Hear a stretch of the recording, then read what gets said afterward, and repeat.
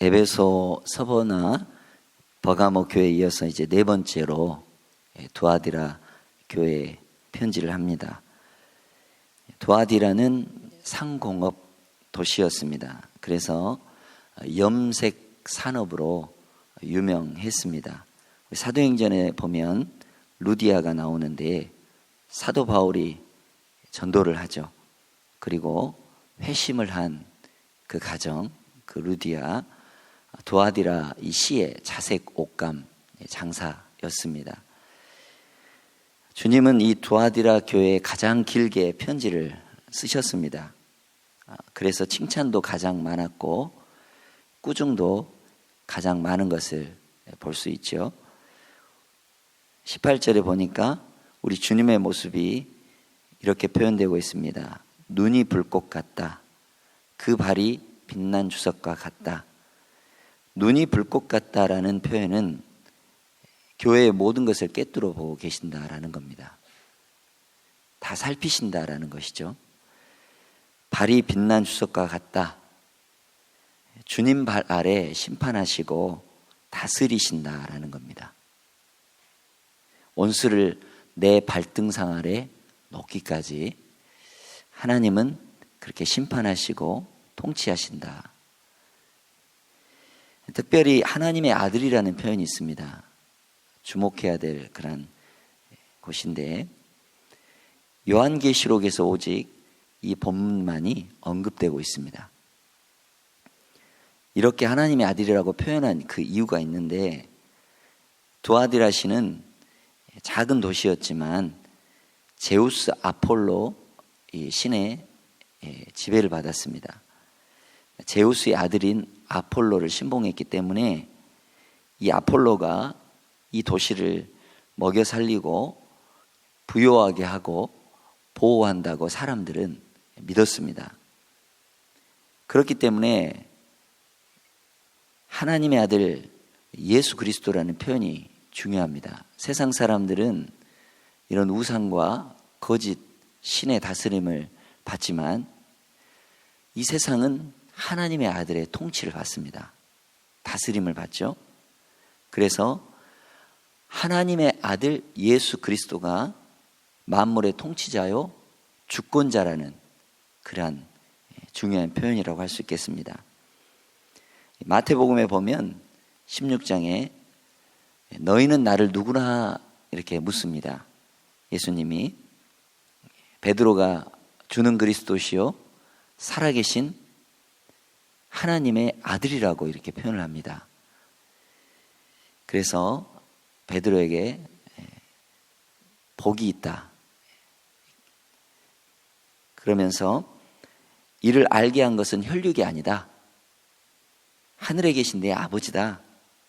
그래서 내 이 반석 위에 교회를 세운다. 이 교회가 음부의 권세를 이긴다. 음부의 권세가 교회를 해치지 못한다. 말씀하고 계십니다. 하나님의 아들이 보호해 주시기 때문에 그렇습니다. 그렇듯 우리는 하나님의 아들 예수 그리스도를 고백하는 사람들입니다. 세상을 이길 수 있는 힘과 권세를 가지고 있는 것입니다. 하나님의 아들로 우리가 시인하고 하나님 앞에 충성된 일꾼이 된다면 하나님은 보호하시고 돌보시고 은혜를 더하시리라 믿습니다. 19절에는 두아디라 이 교회에 대한 칭찬이 나타납니다. 두아디라는 작은 교회지만 많은 일을 했습니다. 내 사업과 사랑과 믿음과 섬김과 인내를 안다. 내 나중 행위가 처음 것보다 많다. 주님의 칭찬입니다. 사업은 하나님의 일입니다. 사랑은 성도 간에 베풀고 나누는 그런 정입니다. 믿음은 어떤 어려움 속에서도 변절되지 아니하고 신앙을 지키는 것입니다. 섬김은 이웃을 위한 봉사라고 할 수 있겠습니다. 봉사도 많이 한 그러한 좋은 교회입니다. 그리고 인내는 환난 가운데서도 굳건히 버티는 것입니다. 이렇듯 모두를 잘한 교회가 두아디라 교회입니다. 하나 잘하기도 어려운데 이 모든 것을 잘했다라는 겁니다. 작지만 강한 교회였습니다. 우리 광산교회도 이러한 칭찬을 듣기를 바랍니다. 내 나중행위가 처음 것보다 많도다, 이런 칭찬이 있는데 처음보다 갈수록 더 좋아지는 교회였다라는 겁니다. 처음보다 나중이 좋으면 좋은 것이죠. 시작은 좋았는데 나중이 좋지 못하다, 결과가 나쁘다. 우리 축구 경기를 보면 전반전에는 진짜 잘했습니다. 그런데 후반전에 이렇게 잘못해가지고 역전패를 당하는 그러한 이 경기를 여러분 보셨죠? 후반전에 잘해야 승리를 이끌 수 있습니다. 보장이 되죠. 칭찬은 받았는데 지금 잘하고 있는 그것들이 있는데 끝까지, 결론까지 잘해야 하는 것이죠. 여러분들의 인생은 어떻습니까? 여러분들의 믿음은 어떻습니까? 예전보다 지금이 더 좋습니까? 또 앞으로가 더 좋아질 것입니까? 어제보다는 오늘이 좋고 오늘보다는 내일이 더 나은 그 믿음을, 신앙을 소유하시기를, 또한 그렇게 믿음의 경주를 하시기를 바랍니다. 우리 인생의 나중이 더 크고 하나님 앞에 받을 그 상급이 더 많다. 잘 산 겁니다. 하나님 앞에 칭찬받는 겁니다. 생명의 면류관을 씌워주시는 것입니다. 그렇죠? 욥기 8장 7절에 내 시작은 미약하였으나 내 나중이 어떻게 되었다? 창대하게 되었다. 여러분들의 집안도 그렇고, 여러분들의 자녀도 그렇고, 여러분들의 믿음도 그렇고, 여러분들의 신앙의 수준도 이렇게 갈수록 더 좋아지고 까먹지 않고 풍요해지고 풍성해지고 은혜로 충만해지기를 축원합니다. 자, 두아디라 교회는 이렇게 칭찬을 받았습니다. 그런데 책망할 것이 있습니다. 20절에 그러나 내가 책망할 일이 있노라. 자칭 선지자라는 여자 이세벨을 내가 용납함이니 그가 내 종들을 가르쳐 꾀어 행음하게 하고 우상의 제물을 먹게 하는도다. 이세벨은 악한 여왕이죠. 이스라엘의 악한 왕 가운데 아합 왕, 그 아합 왕의 부인인데 왕비죠. 바알 아세라 우상을 퍼뜨리고 이렇게 우상 숭배를 했던 그러한 악한 여인입니다. 자칭 선지자라는 이 여자 이세벨이 그 교회에 슬그머니 들어왔다. 그 이세벨의 영향력이 있다라는 겁니다. 두아디라 이 교회는 염색 산업으로 유명했다고 했잖아요. 상업을 하는 도시입니다. 그래서 그 도시는 상인 조합이 있었습니다. 상호 유익을 위해서 그 상인 조합에 들어가야 됩니다. 길드라고도 하고 우리 말로 하면 두레라고도 하기도 하고 개라고도 하고 이렇게 이 모임이 있었다는 겁니다. 거기에 끼어들지 않고 그 안에 소속되지 않으면 불이익이 있었다는 겁니다. 그래서 이렇게 모이면 같이 신전에서 식사하고 그것을 끝나는 것이 아니라 그 신전에서 우상 숭배하고 행음하고 그 악한 행동을 했다라는 겁니다. 이런 영향력이 있었다는 겁니다. 동업을 안 하면 사업하기가 힘들었다는 겁니다. 이세벨은 그런 영향력을 가지고 찾아오는 유혹들입니다. 다니엘과 친구들을 보면 우상에게 바친 고기와 포도주를 먹게 하죠. 그런데 다니엘은 뜻을 정하여 자기를 더럽히지 않기를 그렇게 결정을 했습니다. 그리고 10일간 채식을 하기로 했죠. 결과적으로 다른 동료들에 비해서 술과 고기로 이렇게 기름져야 되는데 다른 동료들에 비해서 다니엘과 친구들이 훨씬 얼굴이 빛나고 아름다웠다는 겁니다.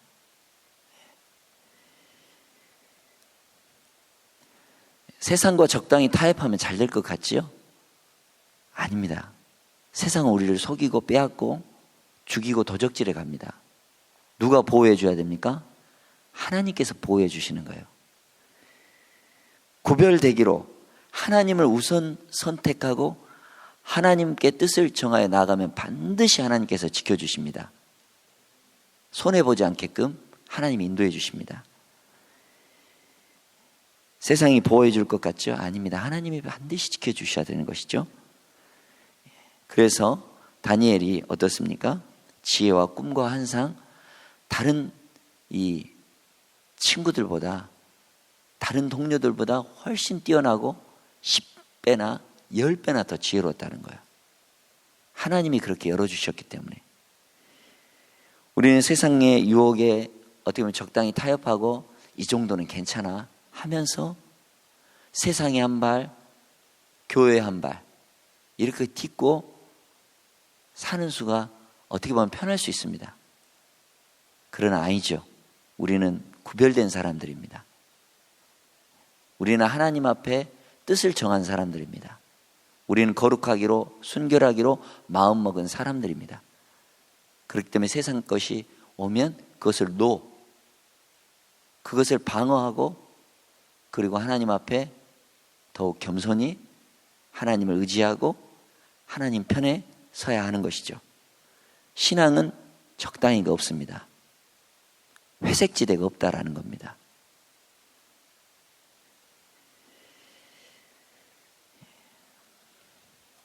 행음을 했고 우상 숭배를 했다. 그래서 하나님이 심판하셨다. 23절 하반절에 보니까 나는 사람의 뜻과 마음을 살피는 자인 줄 알지라. 내가 너희 각 사람의 행위대로 갚아주리라. 사람의 눈은 적당히 속일 수가 있습니다. 그러나 불꽃 같은 눈을 하고 계시는 우리 주님을 속일 수는 없는 것이죠. 주님은 정확한 심판을 내리십니다. 공정하시죠. 대충 눈 감아 주시지 않습니다. 또한 정에 이끌리지도 않습니다. 하나님은 공정하고 정의롭게 반드시 판단하시는. 그러기 때문에 우리는 하나님 앞에 두려운 마음으로 서야 되는 거예요.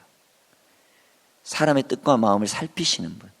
주님은 그 마음이 어디로 향하고 있는지 그 본심이 무엇인지 알고 계시는 거예요. 사람은 외모를 보지만 나 여호와는 중심을 보느니라. 아무것도 감출 수 없는 거죠. 머리털까지 다 세시는 그 하나님께서 마음속을 훤히 다 보고 계신다는 거예요. 그렇기 때문에 여러분들의 마음을 지키는 것이 중요한 것입니다. 주님의 심판의 모습이 계속해서 나오고 있는데 볼지어다 내가 그를 침상에 던질 터이요. 이 말은 그를 병들어서 침상에 눕게 하겠다는 말입니다. 건강에 문제가 온다라는 것이죠. 죄를 지으면 두려움이 있고 평안이 없습니다. 마음에 평안이 없으면 어떻습니까?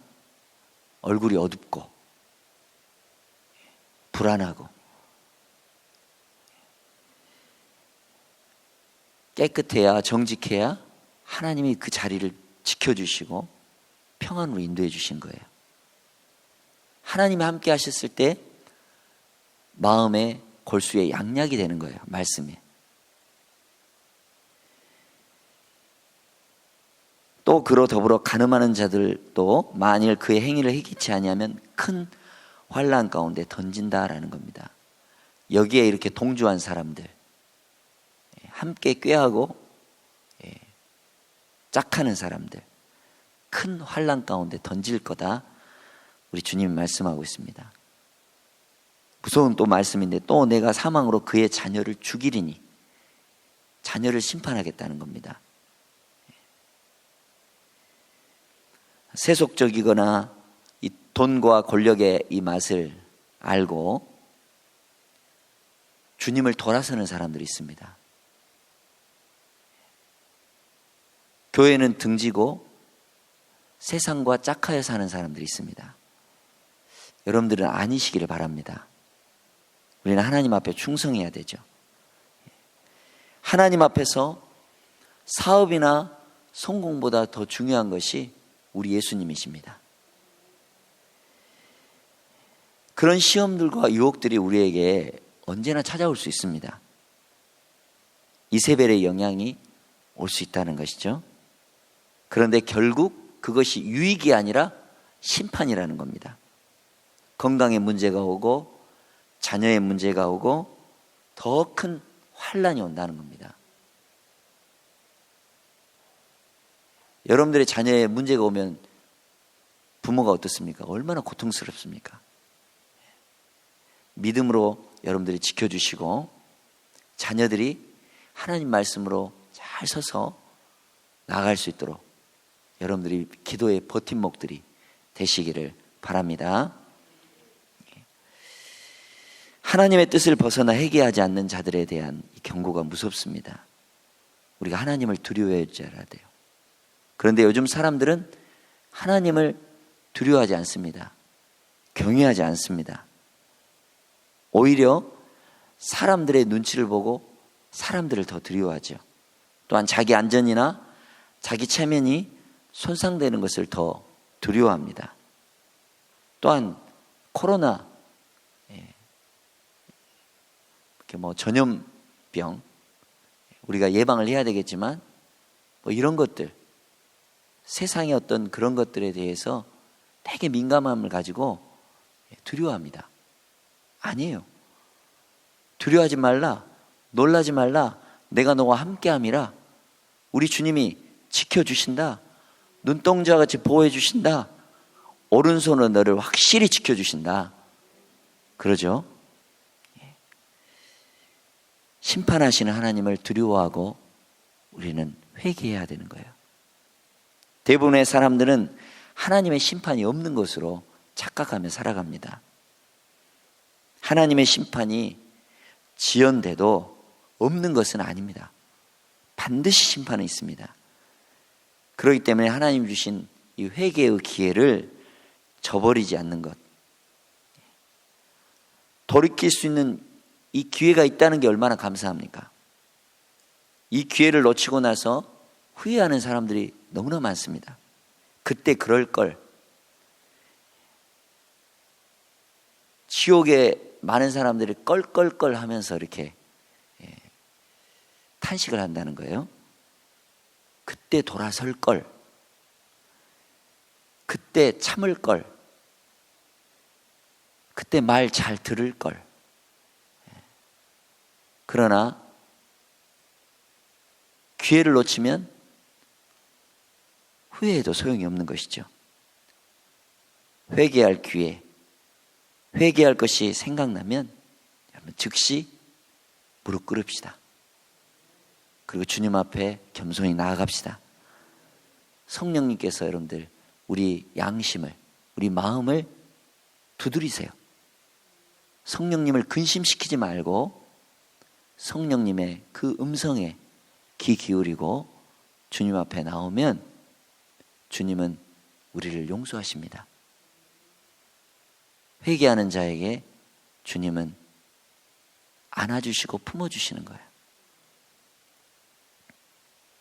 그렇기 때문에 주님은 우리에게 회개하라고 말씀하시고 그러면서 너희 믿음을 굳게 잡고 계속 가라.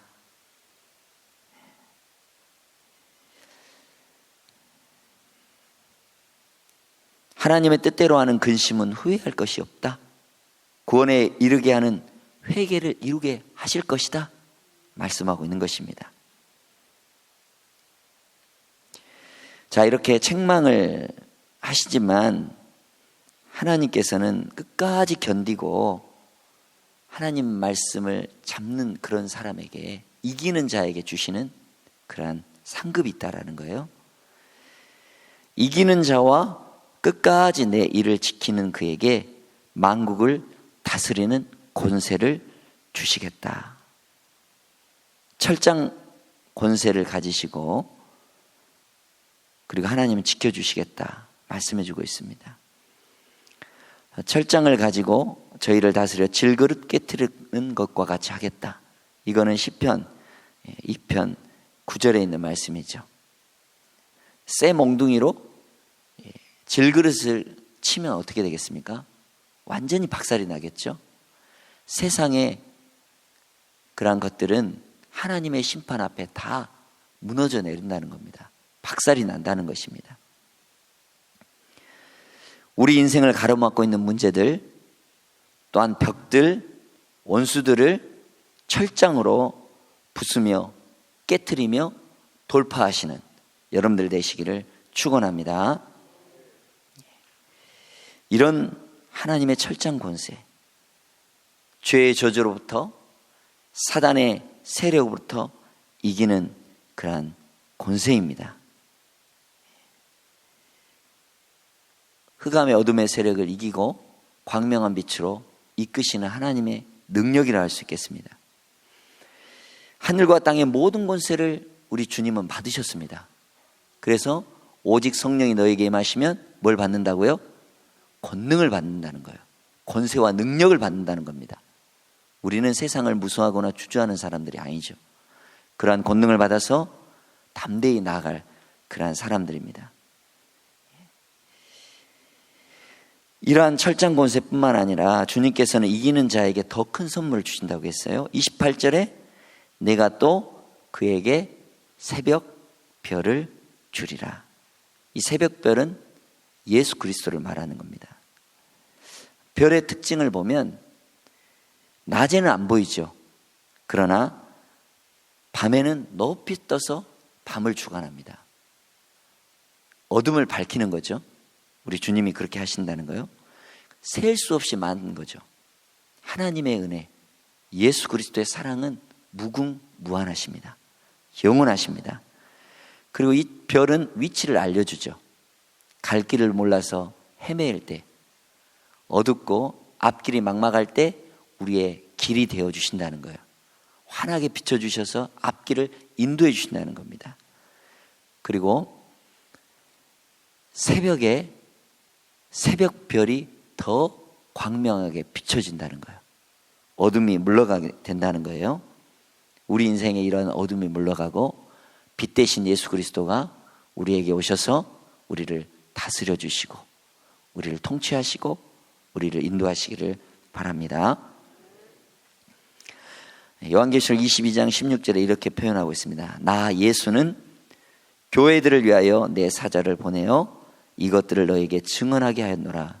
나는 다윗의 뿌리요 자손이니 곧 광명한 새벽 별이라.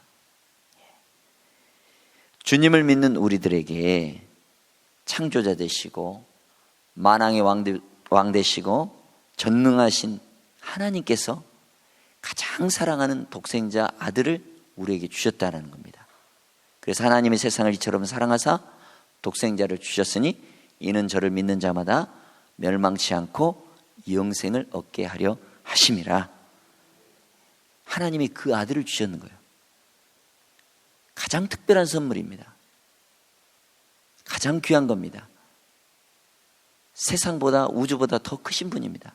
그분이 내 주인이 되어주셨다. 나와 함께 하신다. 나와 같이 영원히 동거하신다. 엄청난 사건이고 은혜죠. 그래서 우리는 이 하나님의 이 말씀을 들을 수 있는 지혜로운 사람들이 돼야 돼요.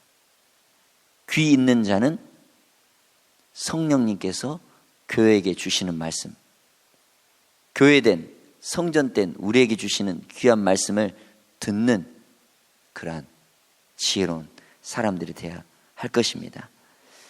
영적인 귀가 열려서 하나님께서 교회를 통해서 이 시대에 필요한 말씀, 메시지 여러분들에게, 여러분들의 가정에게, 또한 각자의 처한 형편에 그 주시는 말씀으로 승리하시고 기도 제목 삼으시는 이 새벽 되시기를 바랍니다. 기도하겠습니다.